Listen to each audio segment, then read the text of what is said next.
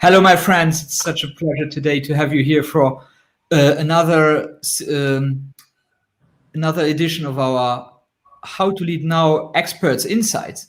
So we have the incredible pleasure today to have Garcia Winter with us, and Garcia is an energy healer. Now, what is an energy healer? I will not explain that. That's why we have Garcia here, because she's experts in Marco, sorry I interrupt you, but I couldn't hear anything. The voice was rumbled. So can I take you back to 15 seconds before? Yeah. So do you hear me now? Yes, now I can hear you. Cool. So today we have the pleasure to have Garcia with us, Garcia Winter, who is an energy healer. So what is energy healing?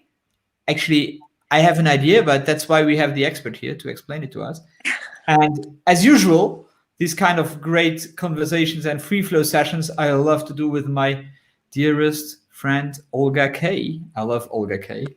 Or just simply said, okay. and so let's jump into it. Garcia, how do you want to present yourself today? Since you talked about what I do and the energy healing, I would love to start from there, give a small background, and maybe give a small background about me and my journey, how it all began for me. Maybe there are more people out there that can identify with everything that I'm saying. So energy healing for me is basically finding a way to balance the energy flow on the body. And this can be done in many different ways.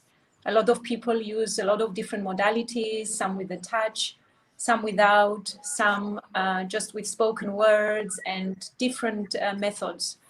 So basically what energy healing does, it brings harmony and a good balance to the whole body, to the energy of the body. And once you do that, you immediately feel much better psychologically, physically. I mean, during sessions, a lot of times people come in with pains. Once we start cleansing with the different methods, then immediately the pain is gone. So it is very interesting to see how once we are in good harmony with our body, everything is a very beautiful way. So this is a very short part of explaining energy healing. There is no right or wrong way, because a lot of people come and say, oh, do you do this modality or do you do that? And people get sometimes fixated in different modalities. For me, I think we are all healers anyway inside of us. We all have the ability to heal ourselves and others. And the best way is just to go with your intuition. It's beautiful to learn new modalities and learn from people who have practiced it. But there is no right or wrong way of doing something, you know. Any way, all ways basically lead to the same thing. So this is a little bit of what I wanted to say about the energy healing. Just a bit about myself, so that you talk a little bit about yourself. So so how did you get into all that, or what's your journey? Because we all have this specific journey to go to do what you do. So what's yours? So basically my journey was from the time I remember, as I was a very young child. Both worlds were open, like the energy world was there and the 3D world was also there. And it was very confusing for me because no one around me understood what was going on. And I was always told that it's my imagination and my mind. A lot of times I had a lot of fear when a lot of energies would come in and souls would come in, and I didn't know what to do with all that, you know. So I went through a phase where I was in a lot of fear, especially in the dark. I remember every time it got dark and I would go to bed, I would feel the 5D world really open, and it's crazy.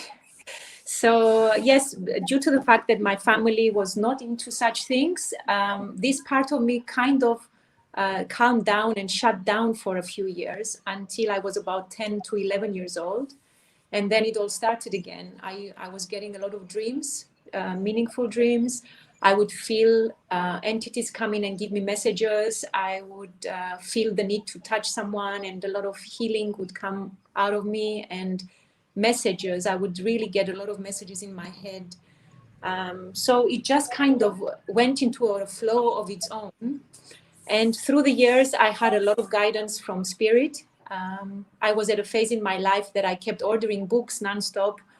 Some of these books I read maybe 10 years later. You know, I had this huge library of all these spiritual books. So I had a lot of guidance. And yeah, I have to say that I think I was always into this thing. It wasn't just a wake up of something, you know, it was always there for me. So yeah, here I am today. So how did you come to accept this part of you? Because you said your family was not into such things. So how did you bring it? Kind I think it was the other way around, Olga, for me. My spirit world was more strong. I remember I had a lot of phases in my life where I felt I didn't belong.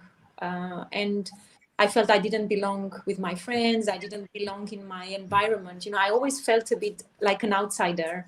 So the spirit world was more intense always. So I kind of shut it down with my logic for some years because of the input of my but it was always very strong there. Yeah. And do you remember any like determining moment where things were shifting for you in any sense, like where you started to more accept, or do you have some of these moments you can talk about?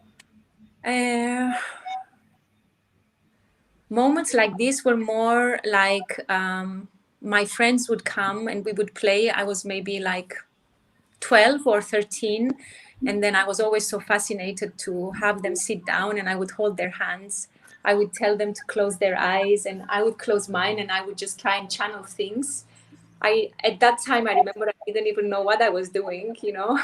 And then all of a sudden I would feel my eyes flickering and start to get a lot of messages for them. And then I would tell them and they would be like, oh, you know, what is going on here? You know, so it was a trigger for me. And more would like to come. And then all of a sudden it was a thing, you know, when my friends would come, this is how we used to do it. This was one of my first memories. And the other things that were started to make more sense was as I was growing up, when someone was in pain and I would put my hands on them and then the heat would come in and their pain would go away, or I would feel intensely what they were feeling, how they were feeling and what was going on, and I would talk about that.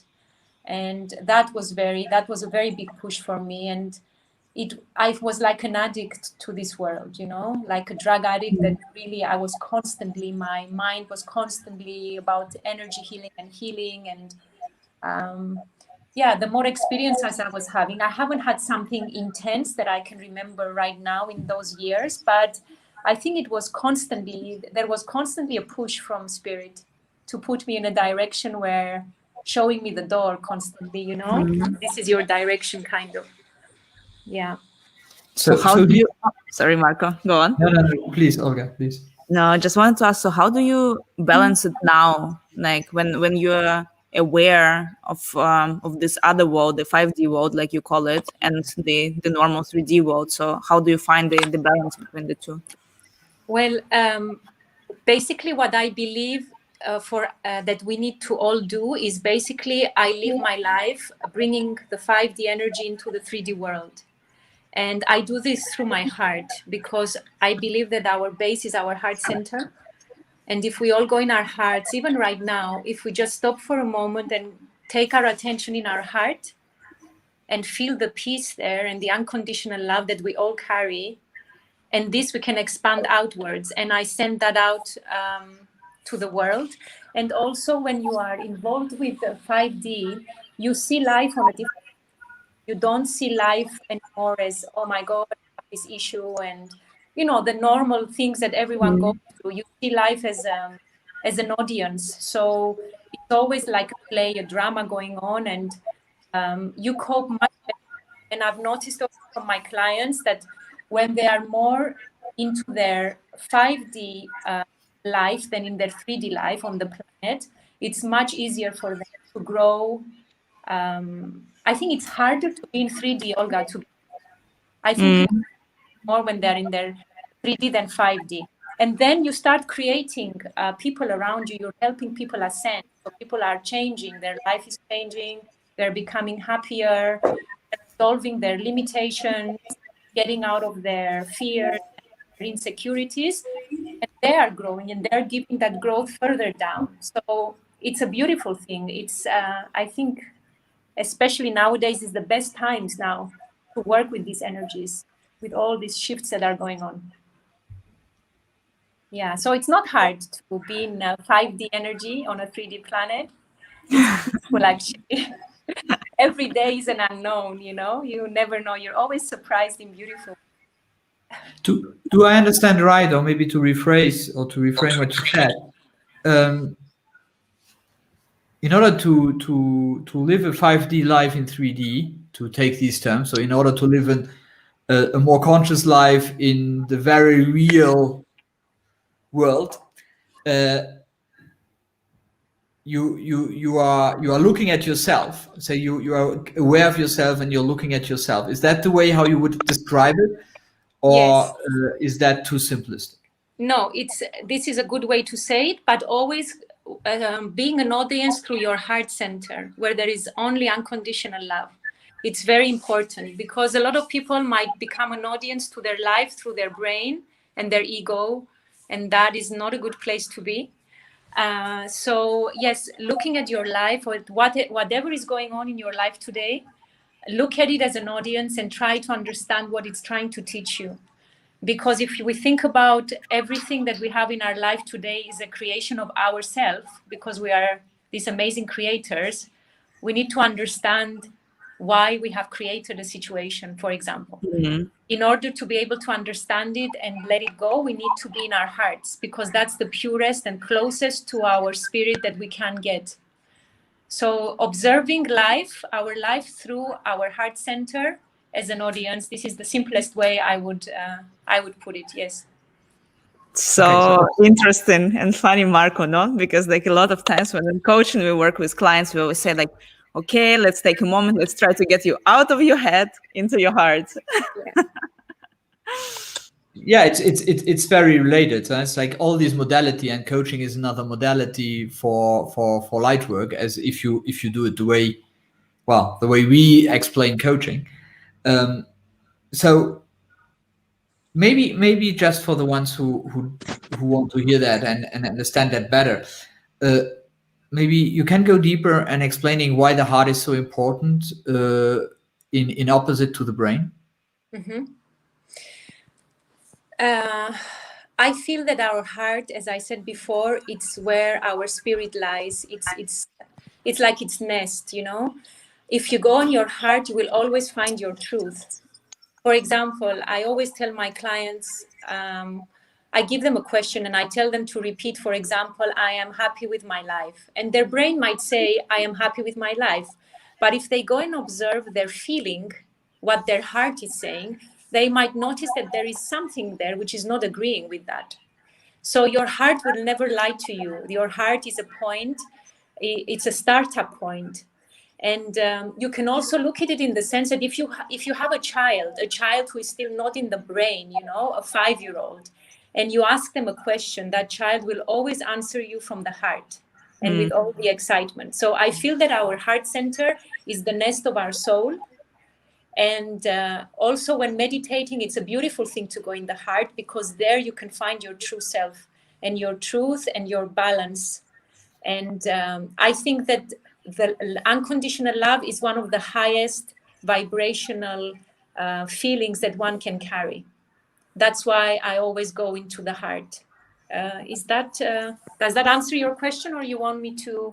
No, it's beautiful, because I think it's important for people to hear from different angles why the heart is so important. Like I don't know why that pops up in me now, but being raised as a Catholic, I always heard about the Sacred Hearts, or the Sacred Heart Jesus, whatever, and I always saw that as a nice, a nice figure, or nice play, whatever.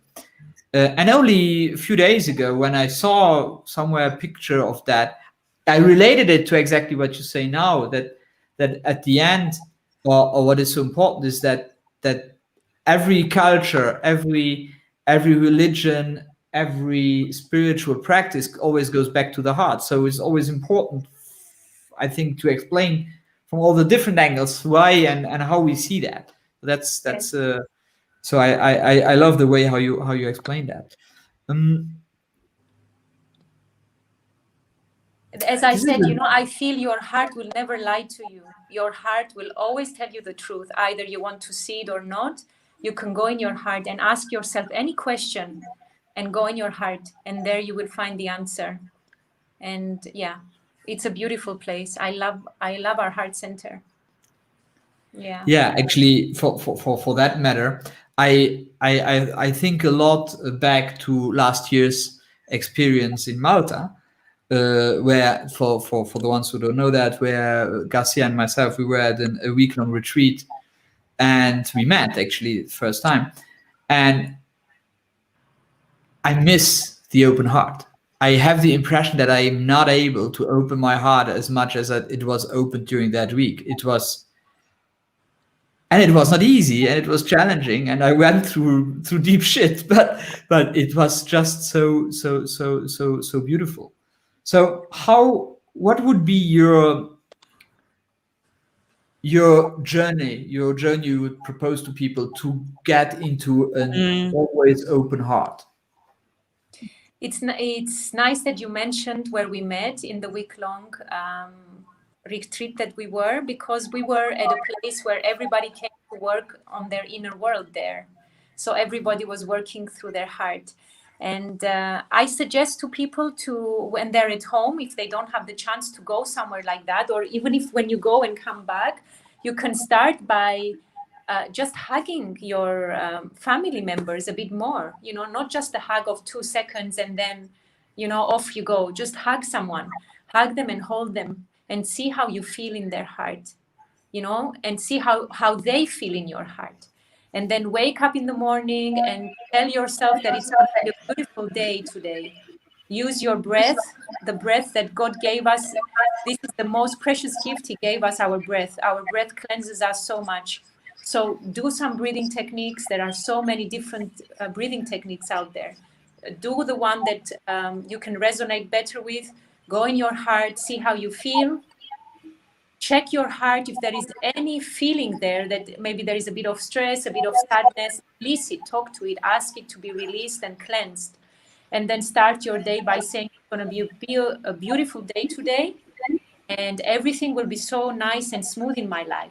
And as your day progresses, keep going back to the heart. Don't just function with your brain and your eyes and your ears. Keep functioning more with your feeling. And the feeling is the heart. So these are the tips I can give people. And this is what I do usually when people come to me for their sessions. I always tell them to start feeling again. How does it feel? How does my body feel? How do I feel today? How are my colleagues today? Just observe and feel. And if someone does something, approach with love, approach with unconditional love, and not with anger or resentment or whatever. Just go in your hearts, see what the lesson is that is being taught as it's being mirrored to you, and then just send unconditional love from your heart. It's beautiful.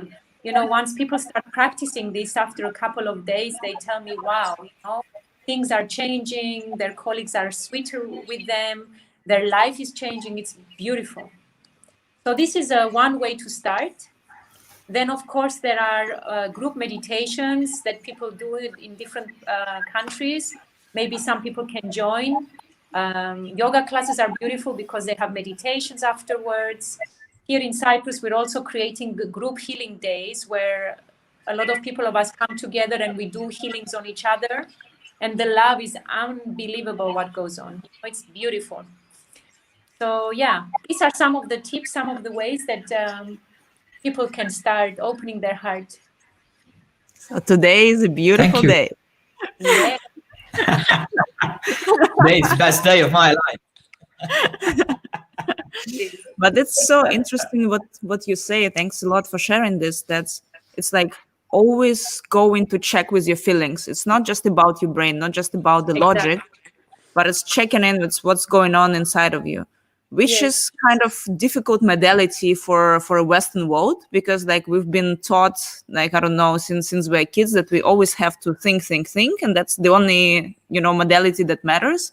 And at some point we start being disconnected really with what is going on inside. So I feel like, at least from like some of my coaching clients, it's very difficult for them to connect back to their feelings. So thanks a lot for sharing these tips, like even like really hugging people for longer than just 2 seconds, and just feeling how your hearts are communicating. It's a beautiful tip, I think. Yeah. Can I give you one more tip that comes to my head now? As much as you have, shoot. Whenever I go out of the house, if I'm going to go to the supermarket or wherever I go, okay, now with the mask, it's not so easy that people see your smile. But every time I come to the till of something, I always smile at people. And you see people, some of them in their own thoughts, some are don't wanting to be at work, and everybody's in a mode, you know. And when you smile at them, it's like they smile back, you know. Immediately, you see how the energy changes. Just with a smile, you know, it doesn't take much. Yeah, it can get addictive. Absolutely. I think that is that works for me since a long time. Actually, if I was able to always come back somehow to myself, was most likely because I was always able to smile and to laugh to people and with people, and really and sharing just that smile. I think that I totally agree. In my journey over the last 20, 30 years, it's exactly what made me evolve, and actually it's a basic thing which always, even so you think everything, sometimes you think everything is so bad, and still you have this habit of smiling to people. They smile back, and then you get into conversation, and then hey, everything is different. You don't know why, but hey, the world was falling apart 2 minutes ago, and now everything's fine. Why is that? What happened? What changed? just the way we think changes. So it's a beautiful thing. Actually, there is this comes up for me, but there is this American word, the random act of kindness, the RAK. So it's like doing this random act of kindness, and that's not about giving money to somebody. It's really about smile. Very often, it's just seeing somebody sending you unconditional love. Just you go by and you see that somebody suffers. And, you know, even the laugh will not change anything to him. Just think, okay, I'm with you, I understand. And then just go by. And we don't see the positive effects of that. So that's why we in our 3D world will say, well, that doesn't matter, because anyhow, he's not feeling it, he's not seeing it. But what do we know? It's how we can inspire, and how we are inspiring. I deeply believe that every positive thought we can send to somebody is impacting him in some way. Yeah. Even so, my ego would love to have a big thanks every time, but hey.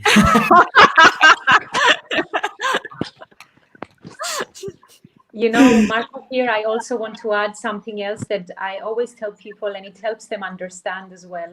And it's similar to what Olga said. We are born, and our community kind of shuts us down because it puts us in these boxes of how we need to be. Yeah. And it's like we are, our spirit world and our energy world, it's there, but we need to go find it. It's like if we put someone in a dark room and close all the lights where they can't see and they can't hear, they're going to use their intuition to walk and not hit on something, for example.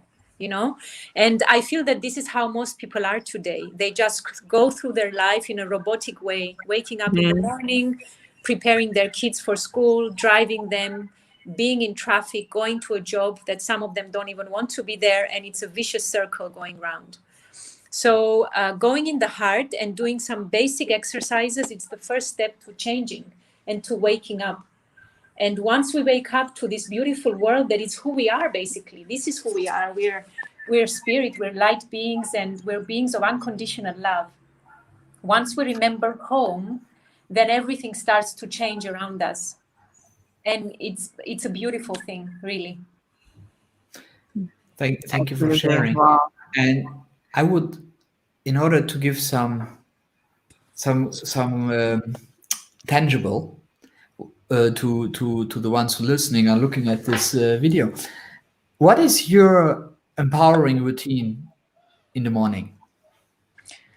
My routine in the morning, I usually wake up early. Early for me is like 6 a.m. So what I do when I open my eyes, the first thing I do is I check myself how I'm feeling, because a lot of times in the morning we might wake up and have some emotions coming up as the brain is cleansing from the subconscious in the morning hours. And most of our dreams, intense dreams, occur usually in the morning hours. So I just tune in and see how I'm feeling. And then I do a set of breaths. I do different kinds of breathing techniques. And then after the breathing techniques, already I'm in such a floaty state because I'm already just woken up. So it's a very easy time to go back into meditation at that time. So I go in my floaty state, and then I check my heart center. I check if there is something that I need to clear or my body. And if not, then usually I float out with different techniques that I practice. And then I just intentionally float out, and I feel very floaty in this beautiful space of nothing. You know, there's this silence and this beautiful space of nothing. And I stay there. A lot of times I might create my day or my vision of the future when I'm in this state. Sometimes I get messages when I'm there.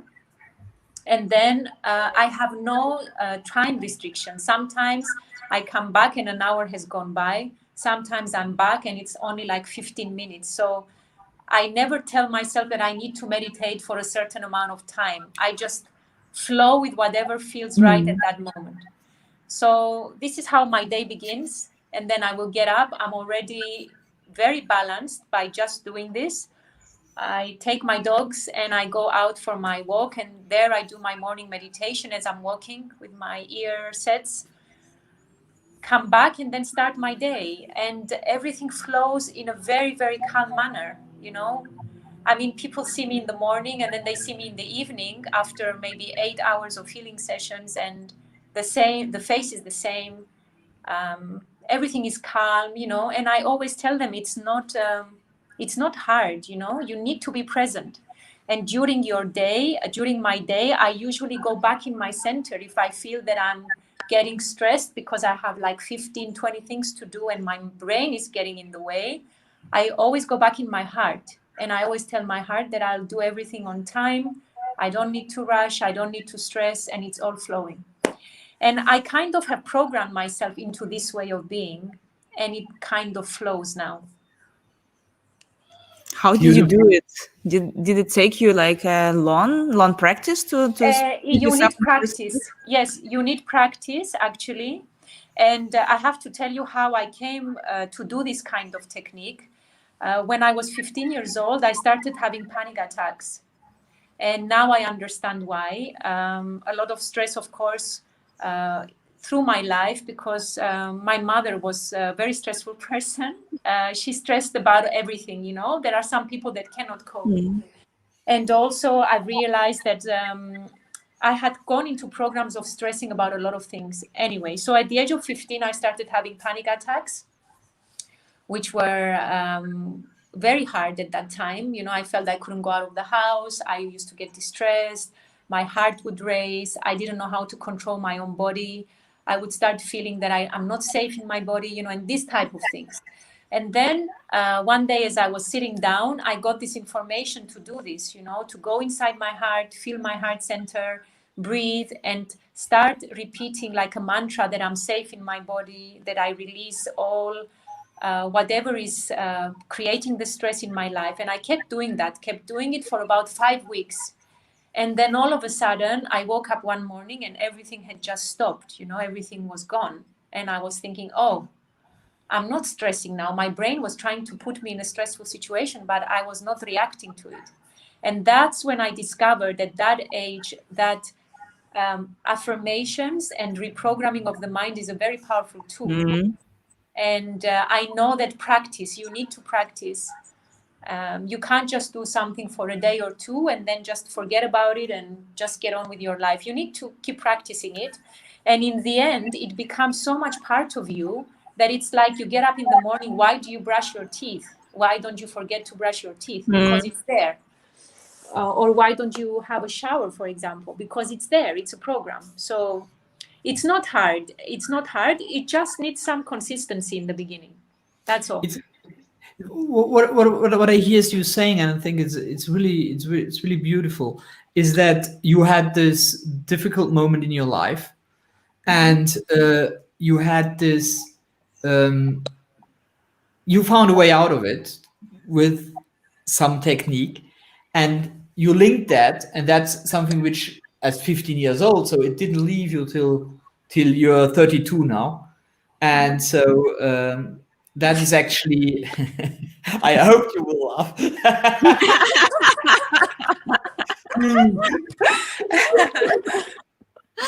and that actually is actually what happens for most of the people when they have a change in their life, is that they have a hardship, something happens, something very terrible for them happens, and then they choose consciously or unconsciously to take it on and to make it better, or to let it go, or to go down. And in another interview, a conversation I had with Amor, he said very, very interestingly, he said, when you're falling down in your life, it takes the same effort to stay down or to get up. You have to consciously decide to stay down or to consciously decide to get up.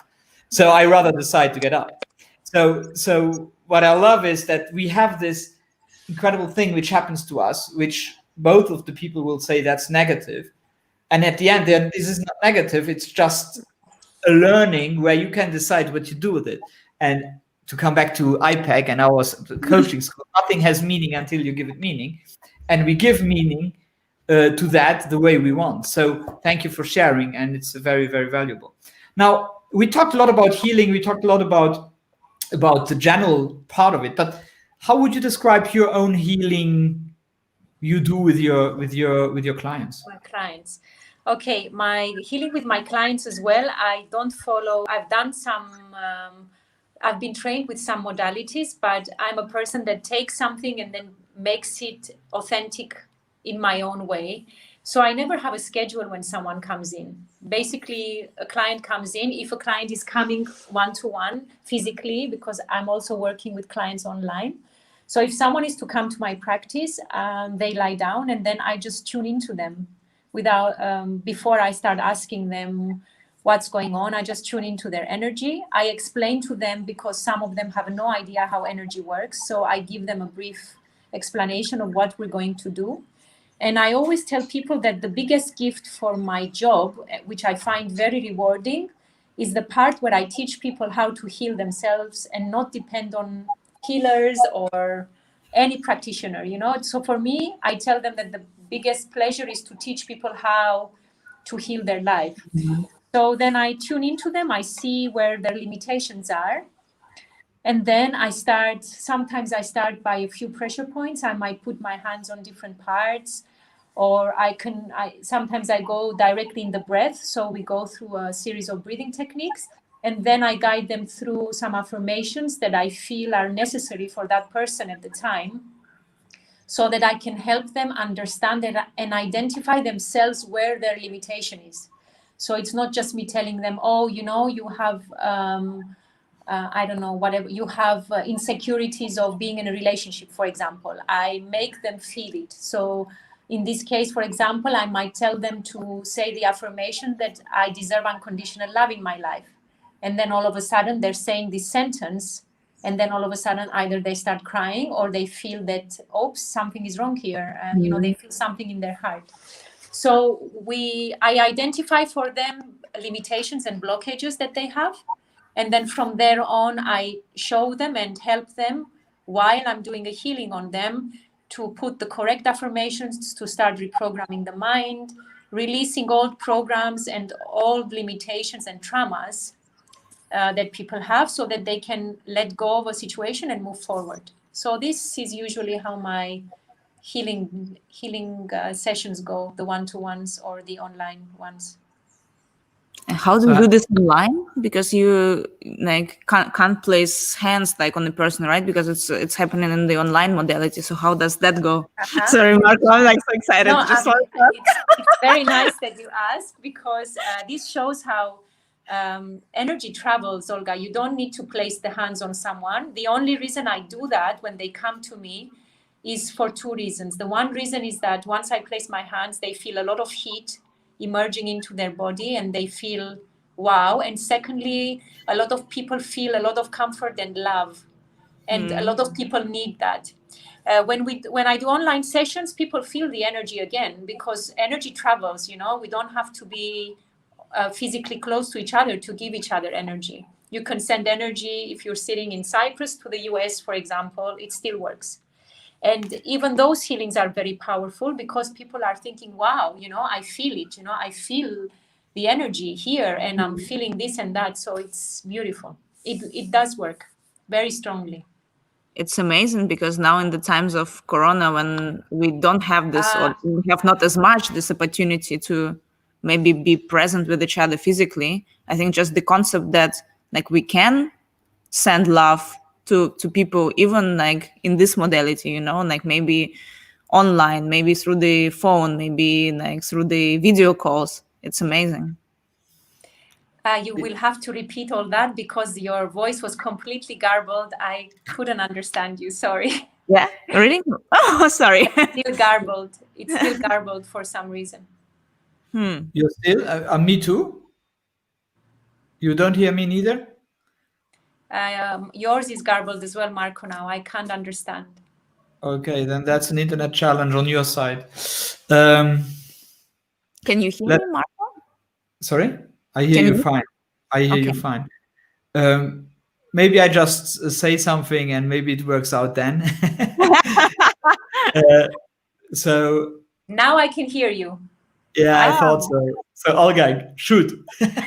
No, I just wanted to say that it's a beautiful concept that the energy travels even online, because I think in this modality, when we are all in this Corona times, when sometimes we don't have the opportunity to see maybe our loved ones one-to-one or like in physical proximity, that even like calling, like, I don't know, video call, phone call can make a massive difference if you really send this unconditional love to people. Yes, of course. It's a beautiful tool. Yeah. And it's actually let me play a little bit the scientific guy here. So it is so powerful that all this is scientifically proven through quantum entanglement, and there are really like experiments which prove that we are all related, and that this is not some spiritual esoteric blah blah, but it is a reality. It is a reality that when you move something on one side and the other side, it will move at the same moment. So I will not go into the science, but I think we should find somebody, an expert, we can talk about that, just to give insights to people what that actually means. But I wanted to say something, as I am a client of yours, and so I will switch my hat and do a test. And do a testimonial, and during my COVID infection, and during the fact that it was such an incredible releasing time, where Garcia really could help me to guide me through, and the release I could do during that time is one of the biggest blessings I ever had in my life. And I remember the last session we had, maybe a month ago, I don't know when it was, and we were discussing, and you were and I was really feeling, for the first time also through my evolution, I was really feeling sentences, or I was feeling my stomach reacting on something, like the thing we all have when something happens badly. We say, oh, I cannot eat. My stomach is like a nut. But here it's way more subtle. You really feel that's something which feels good. That's something which feels not good. I think that for me the a very, very subtle beginning of what you talk about when you say that you feel all that all the time, and you feel the people, and you feel your own, and you look into yourself, your own body. Now, we had a question on our comments section, because you said, Garcia, several times you talked about that you hear that you can hear something, or that you get a message, and the question is, how do you recognize that there is a message, and how do you interpret this message? Mm-hmm. Very good question. And this is a one way, it's a good practice. Maybe people can start practicing now that I explain it. Usually, there is a way to practice this as well. For example, the way to start practicing is you're driving, for example, and you're going to go to a shopping mall. Okay, so you enter the parking space, and it's full of cars everywhere. So you're thinking, your head is thinking, where shall I go now? Which direction shall I go? If at that moment you go in your heart and ask your heart, your soul, your higher self, or your guides, or your angels, whatever people are working with, and just ask the question, where shall I go? The subtle voice, the voice which is very calm and comes with a lot of love, is always your higher self or your guides. And the voice might tell you, go right. It's a very soft voice. But our brain, because it's programmed to control everything, immediately will jump in, and then you're going to have another thought which will be more strong, like it will be more empowering, and will say, no, don't go right, there's cars there, left. And then, of course, the voice of the ego and the brain is stronger. So a lot of times people will think, oh, this is the message, I have to go left. And they go left, and there is no space there. So the way to identify who is talking is by going in your heart and feeling the message that comes through. Messages that come through from our guides, our higher self, from spirit, or from a being, are usually very soft and with a lot of love, always. And there you know what is the message and how to understand the message and interpret it. In my case, at least, if I get a picture of, or a lot of times people call me that they have dreams. And from a very young age, I could interpret dreams just like that intuitively. I again get a feeling for it. I have a very strong feeling of what it feels like, you know? So I always go in my feeling. And I'm not saying that I'm somebody special, because as I said in the beginning, we all come from the same source. Maybe I've had more lifetimes practicing spirit in a physical body, and that's why I was born with it in this life. I know I've had many lifetimes as a healer and so on, but we can all practice it, and we can find that space inside of us. So an amazing practice is what I said, just start feeling. How does it feel? Or someone tells you something, you know, he tells you, oh, you know, I'm doing this and that. Go in your feeling and see, does this feel correct? Is this person telling me the truth? See how you feel. The voice inside of you, which is very soft, will be the correct voice. Your brain will be more empowering. Beautiful, beautiful. Yeah. And how do you...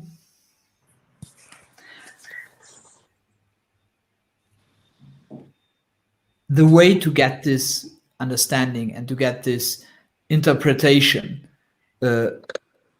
is through the heart, as you explained, or is there anything you would like to add, which we can do to hear ourselves, actually to listen to ourselves? I think that intuition is the best tool, going in the heart and feeling. And this is what a lot of people have switched off now. The feeling part is switched off in many people. They are more robotic-like, you know, they're all in their brain and in their dramas. Constantly, the dramas are there and playing. So at least in my view, the best place to be is in the heart and in the feeling. There you cannot go wrong, really, you can't. Actually, we could go on for another hour discussing and having conversation, but I don't want to do it because this was such a nice end. The last words were so beautiful, Garcia. It's really about the heart and going to the heart. Olga, is there anything you would like to add? No, just that I'm in love with Garcia and her energy. I told you. Listen, let me play the jingle and we say goodbye afterwards. So thank you so much. Thank you too for and having me. maybe we do that again and pick a specific topic. But yeah, thank you. Have a great day. Thank you. You too. Bye.